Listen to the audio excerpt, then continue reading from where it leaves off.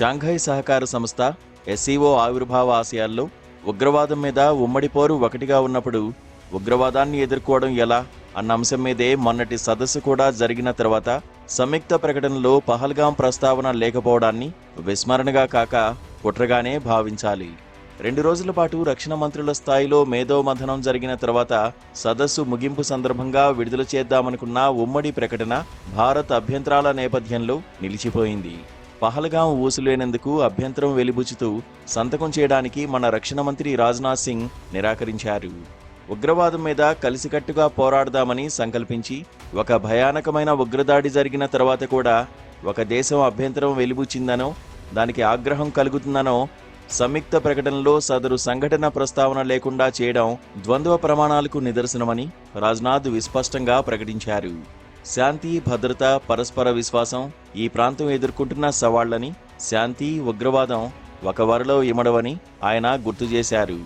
రాజ్నాథ్ తన ప్రసంగంలో ఇటీవలి ఆపరేషన్ సింధూర్ను ప్రధానంగా ప్రస్తావించిన విషయం తెలిసిందే.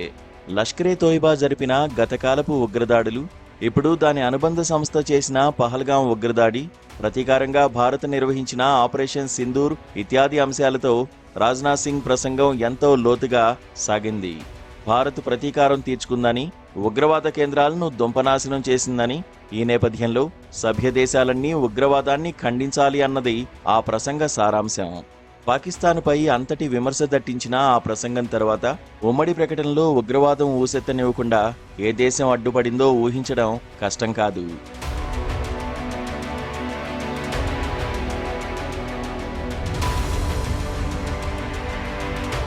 సదస్సు సవ్యంగా సయోధ్యతో ముగిసిందని చైనా తేల్చేసింది. సంతకం చేయకపోవడంపై భారత్ను వెనకేసుకొస్తున్న వారు ఉన్నట్టే వ్యతిరేకిస్తున్న వారు ఉంటారు.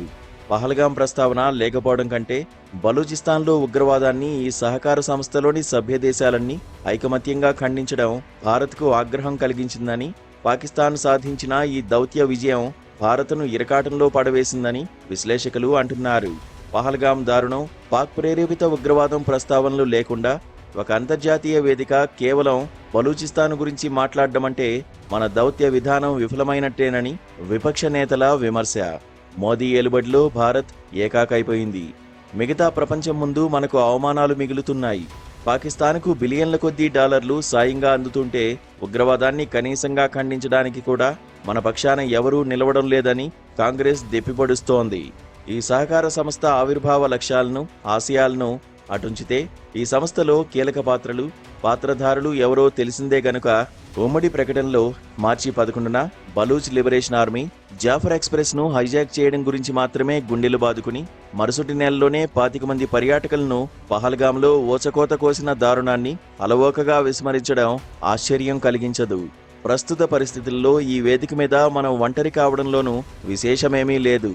పాకిస్తాన్ను నొప్పించడం ఇష్టం లేకపోవచ్చు, సరే, దానిని మెప్పించడానికి చైనా ఇంత నిస్సిగ్గుగా సిద్ధపడ్డమే ఆశ్చర్యం కలిగిస్తుంది. బలూచ్ ఘటనకు, పహల్గాం ఘటనకు హస్తిమస్యకాంతరం ఉన్న విషయం చైనాకు తెలియంది కాదు.